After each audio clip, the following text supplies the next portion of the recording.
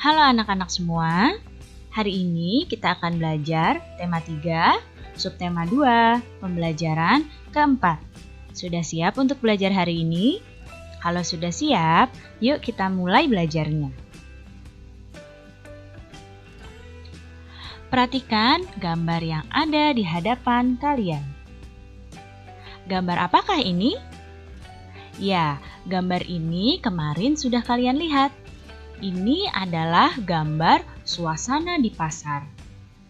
Kemarin kalian mempelajari berbagai aktivitas yang terjadi di pasar. Nah, salah satu aktivitas masyarakat yang di dalamnya terdapat banyak perbedaan adalah aktivitas di pasar. Di pasar itu banyak terdapat perbedaan seperti perbedaan suku, agama, usia, pekerjaan, dan lain-lainnya. Jadi begitu beragam sekali suasana dan aktivitas yang ada di pasar. Nah, tadi kegiatan di pasar itu hanyalah sebuah contoh.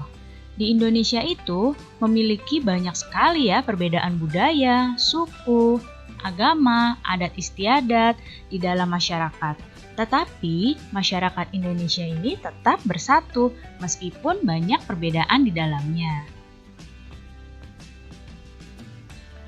Indonesia memiliki semboyan. Kalian sudah pasti tahu semboyan bangsa Indonesia adalah Bhinneka Tunggal Ika, yang artinya walaupun berbeda-beda tetapi tetap satu jua. Indonesia itu terdiri dari beragam suku, agama, ras, dan lain-lainnya yang berbeda-beda. Tetapi bangsa Indonesia tetap satu. Makanya Indonesia punya semboyan Bhinneka Tunggal Ika.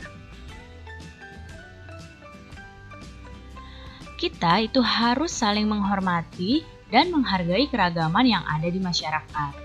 Upaya saling menghormati dan menghargai dapat terwujud dengan kerjasama. Berikut contoh kerjasama yang dapat dilakukan. Nah, yang pertama contoh kerjasamanya adalah melaksanakan piket bersama. Nah, yang pertama ini merupakan contoh kerjasama yang ada di sekolah. Nah, yang kedua, kerjasama dalam berdiskusi ketika mengerjakan tugas kelompok. Yang ini juga ketika kerjasama yang ada di sekolah. Yang ketiga, contoh kerjasama yang dapat dilakukan adalah melaksanakan kerja bakti di lingkungan sekitar. Dan juga contoh kerjasama yang lain adalah menolong tetangga yang mengalami kesulitan. Nah, untuk melaksanakan kerja bakti dan menolong tetangga yang kesulitan, ini adalah contoh kerjasama di lingkungan masyarakat. Nah, kerjasama ini memiliki manfaat. Ya, manfaatnya untuk keberagaman. Yang pertama, pekerjaan yang berat akan menjadi ringan dan menjadi cepat selesai. Ya. Kemudian, kerjasama ini juga dapat meningkatkan kerukunan. Dan juga kerjasama dapat memperkuat persatuan dan kesatuan bangsa. Banyak sekali ya manfaat kerjasama.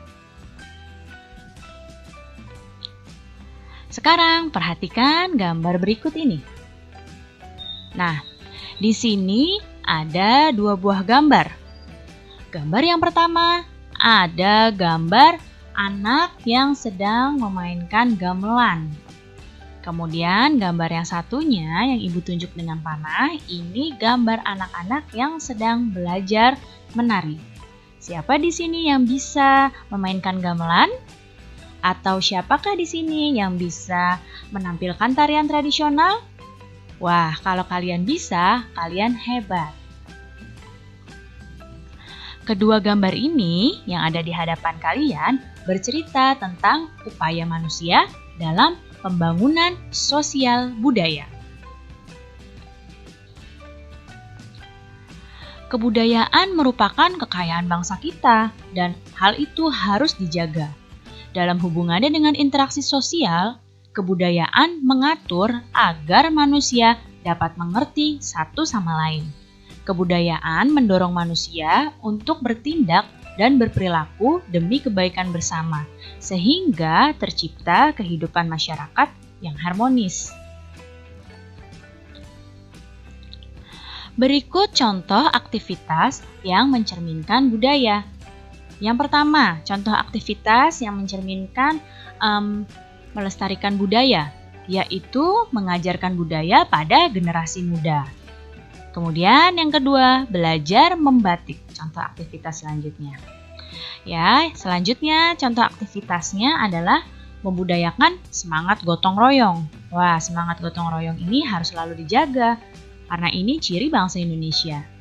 Contoh aktivitas lain yang mencerminkan budaya adalah mengunjungi museum budaya. Dan contoh yang lainnya adalah mementaskan seni tradisional daerah, baik itu tarian ataupun untuk memainkan alat musik daerah atau seni-seni tradisional yang lainnya. Nah, ini merupakan contoh aktivitas yang mencerminkan budaya. Sebenarnya masih banyak lagi yang lainnya ya. Ini hanya beberapa contohnya. Budaya Indonesia ini cukup beragam. Keragaman tersebut sering dijadikan bahan untuk iklan budaya. Nah, baik iklan di media cetak maupun di media elektronik. Mungkin di televisi atau di koran, kalian seringkali melihat ada budaya-budaya Indonesia yang ditampilkan, baik itu tarian atau dalam bentuk-bentuk lain. Nah, iklan itu harus disajikan secara menarik dengan kata kunci dan gambar yang sesuai dengan tujuan iklannya. Ya, apa itu kata kunci? Kita ingat kembali, kata kunci merupakan kata-kata singkat yang mewakili ide yang ingin disampaikan. Jika iklannya tentang budaya, maka kata kuncinya dan gambarnya harus sesuai, yaitu juga tentang budaya. Nah, sekarang perhatikan iklan berikut ini. Nah, di sini ada iklan dengan kalimat iklan Pesona Pangan Nusantara ke-10.